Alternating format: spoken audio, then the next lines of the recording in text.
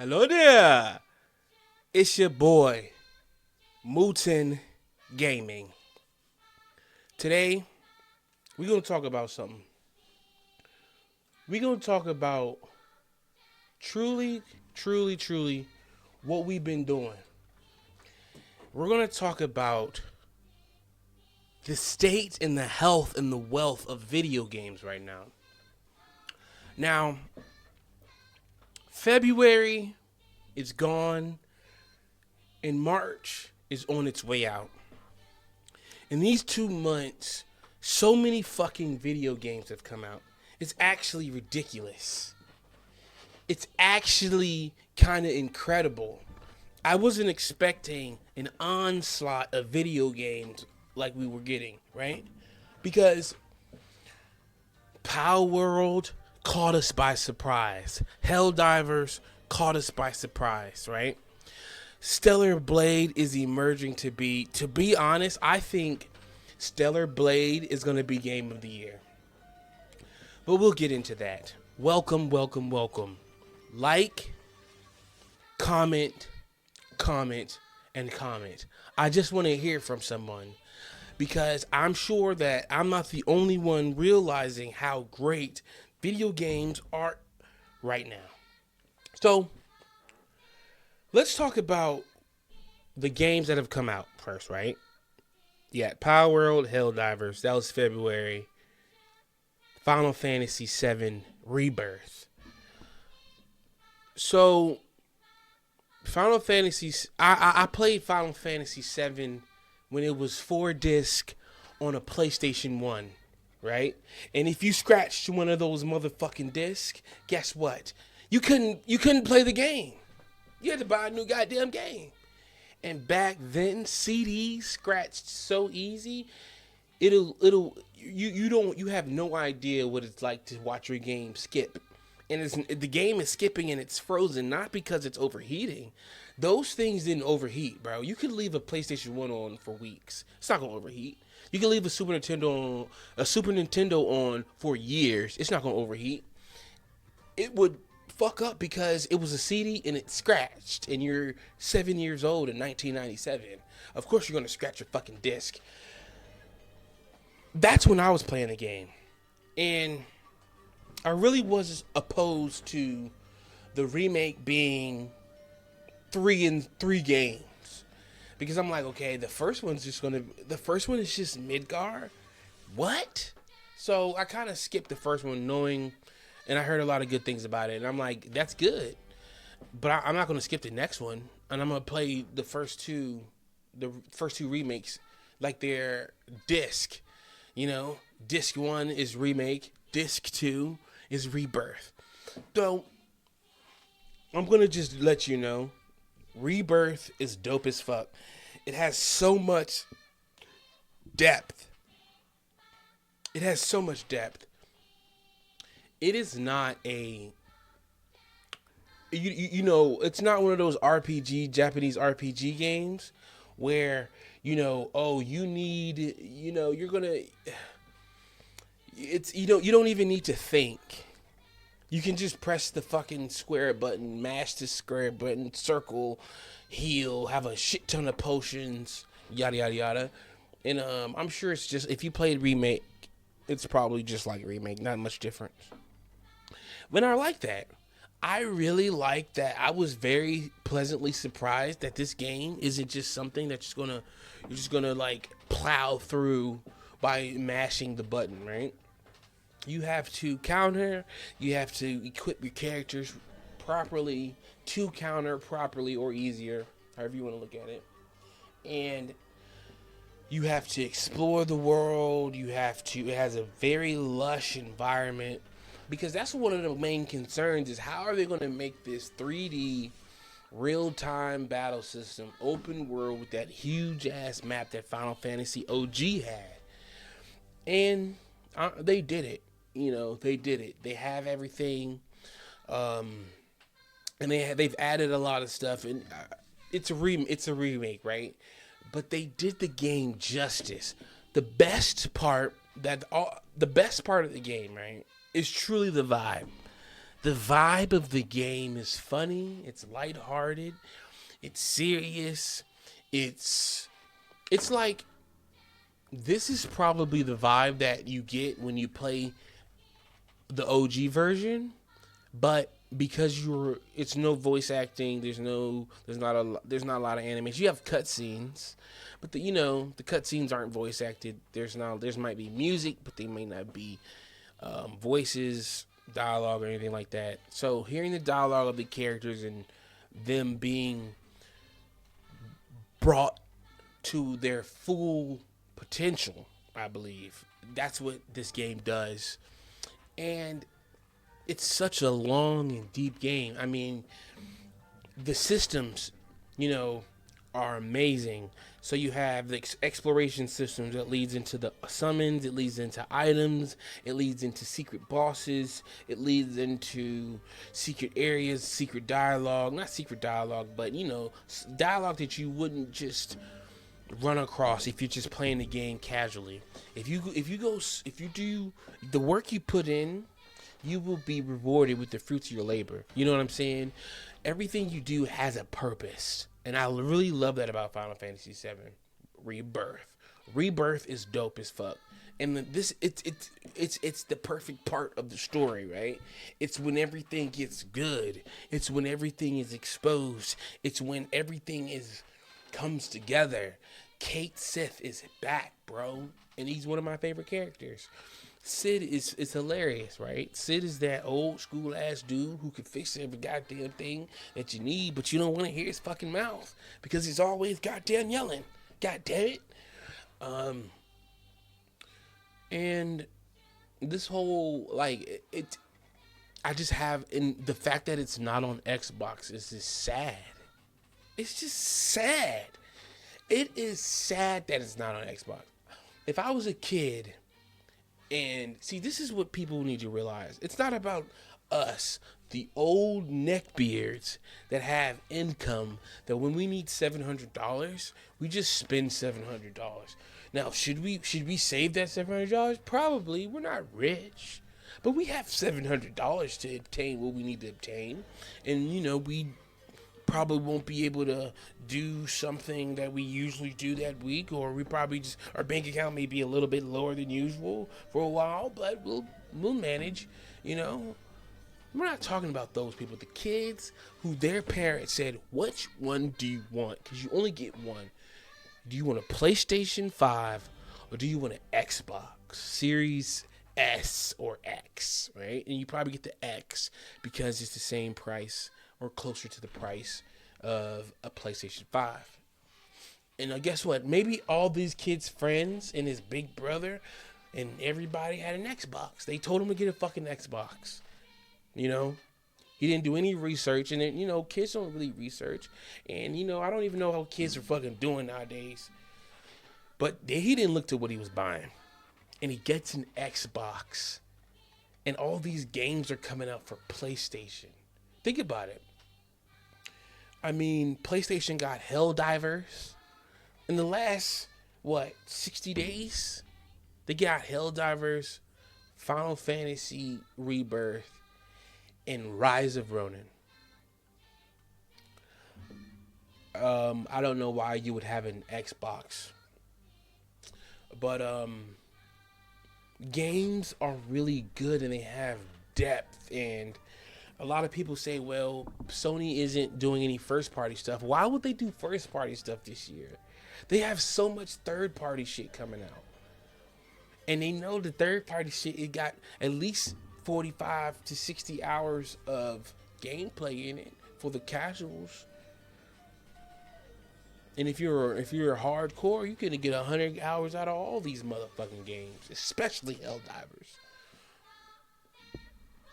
And I'm really enjoying Final Fantasy Rebirth. Now, Stellar Blade, right? I just love how there is a huge hype for this game.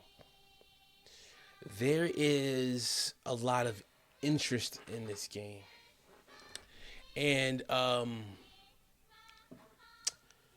I really like the developers, how they're really saying fuck you. They're really saying fuck you to, you know, all the people who say shit like, oh, you're objectifying women, all that bullshit. Like, basically, the people who say, are you creating female characters that are equal in skill and ability to their male peers? Who gives a fuck? Are you are your female characters equipped with clothing and armor that fits their task? Okay. What if their task is to kill something like a dragon? No, they have a sword. The males have a sword. The females have a sword. Some of them have sticks. So that their clothes don't fit the task because they're wearing like metal and iron or silver or gold or whatever the fuck armor set they have, or whatever it's made out of. Who gives a fuck about this? It's a video game, and this whole female characters equipped with clothing that fits their task. Meanwhile, Stellar Blade is like, no, she doesn't have any clothes on, bro. She has no clothes on. But dude, but the task that Stellar Blade developers has is to entertain their fucking audience. So yes, does Eve's clothing fit the task at hand for the developers? You goddamn right. You goddamn right. Yeah. Now, let me tell you something. The battle system in Stellar Blade, because the demo came out, and everybody's playing the demo really today, because today's the 29th of March. So the demo comes out today. I'll play it later, but I don't really even want to play it. I usually play a demo for like 30 seconds. I basically play the demo. When you get to control the character, I press the buttons a little bit, and I'm like, okay, and I maybe kill something, and then I turn it off and delete it and wait till the game come out. Or I don't wait till the game come out. So, this is like a short little paragraph, I believe. But I guess there's a full article somewhere. But what I actually really fuck with is that this game is being compared to Sekiro, right? It's being compared to Sekiro. Sexy Sekiro. And it's you know, but if Stellar Blade looks awfully similar to one of Hideki Taka Miyazaki's best titles, and gamers are loving it. Stellar Blade bosses look amazing in Delhi. It's completely understandable as it changed the formula of the genre, bringing in new mechanics and abilities to be an inspiration of Stellar Blade's combat system. So basically, they are saying you're not going to be able to just mash the button and kill things. You're going to have to counter. You're going to have to think. You're going to have to get good. There's probably going to be a difficulty setting, and I'm going to put it on the hardest difficulty. And I honestly I'm looking at the gameplay of this game and the story and the developers, and I honestly believe that compared to the other games, this may be game of the year. And it just I think it's just going to have this type of gameplay loop that is so enjoyable and so digestible to all the players. And then you have all these articles. It's gonna, the Souls players are gonna play this game and they're gonna like it. I think the streamers are gonna play the game and they're gonna cause controversy. And then the people who are too sensitive to see a beautiful woman's ass that ain't real. Literally, she's not even real in the lore of her game. She's an android or some shit like that, and they are triggered by this shit. And people are just gonna make content off those people. This is the state of gaming. We have all these amazing games, because right now, if we had a reward for Game of the Year right now, it would be Final Fantasy VII Rebirth. But I really believe, Stellar Blade is going to be game of the year this year, bro. And I haven't even touched it. I'm just looking at it like, yo,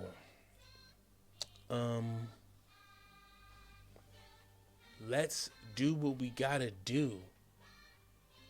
Let's do what we gotta do and play the game. And I think people are gonna like this shit. It has amazing graphics. It's probably gonna have amazing gameplay. It's probably gonna have a lot of depth. Like I've seen some when the demo was first leaked, that the way you build your character has a lot of mechanics behind it. So I'm excited about it. And the fact that this is all coming out basically every 3 weeks, there's a dope video game that's coming out. And last week, Rise of Ronin drops right next to Dragon's Dogma. So if you have an Xbox, you finally have something to play other than Power World. You got Dragon's Dogma 2. And you got Rise of Ronin. And Rise of Ronin, I don't think people are really talking about that game a lot. It is surprisingly very, very it's a big game. It's a huge game. It's a good story. The story is actually really good and interesting. I'm actually watching that Hulu show on FX called Shogun. And playing Shogun in Rise of Ronin at the same time, it's like you're seeing this huge chunk of Japanese history in this really cool way. And I like that. I think it was done on purpose. I think Sony might own FX and they might have done that shit on purpose.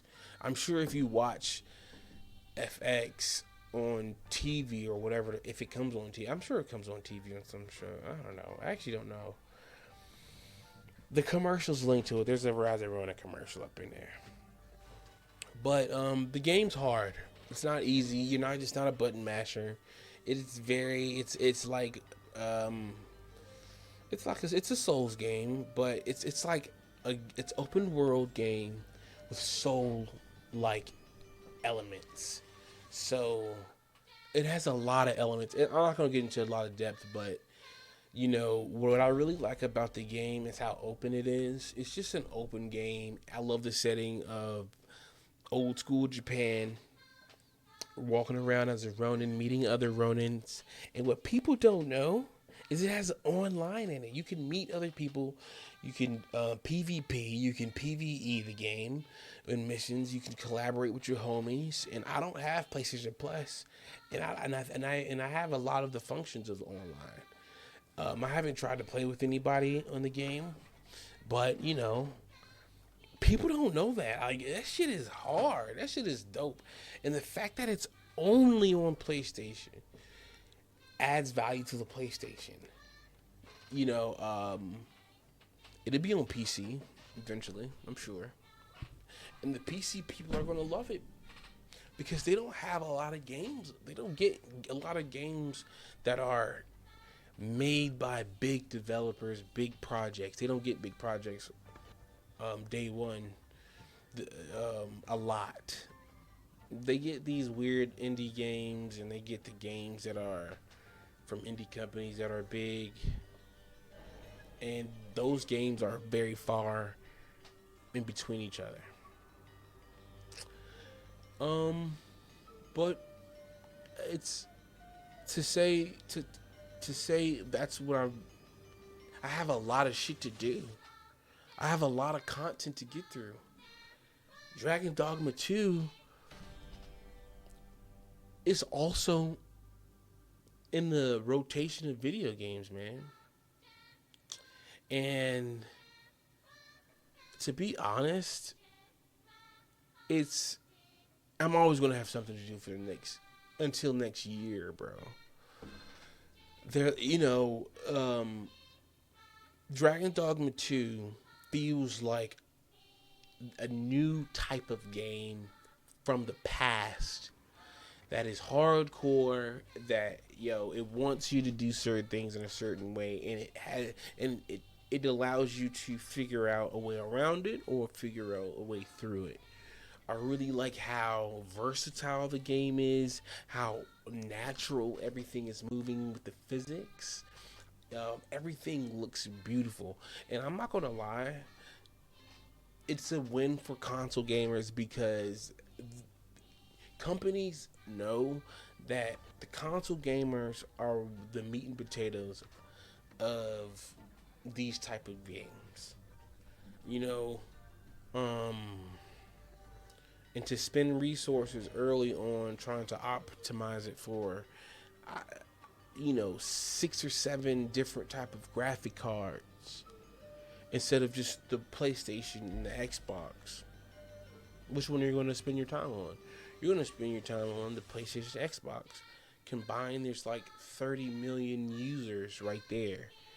And then the people with PCs, it's just a small. PCs are too expensive, man. A PC, you cannot get a PC running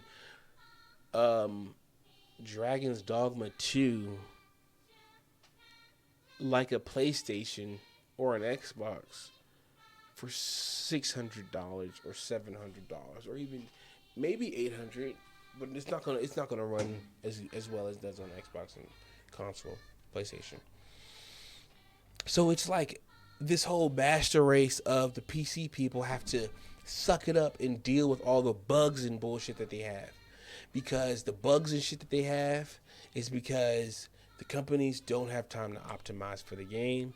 That's why with Rockstar Games, they don't release their games on PC day and date. They wait until they optimize it for all the graphic cards and all the different GPU settings, all the different type of PCs that's out there. They all have to be in consideration when you're developing for that, developing the game so it can run properly.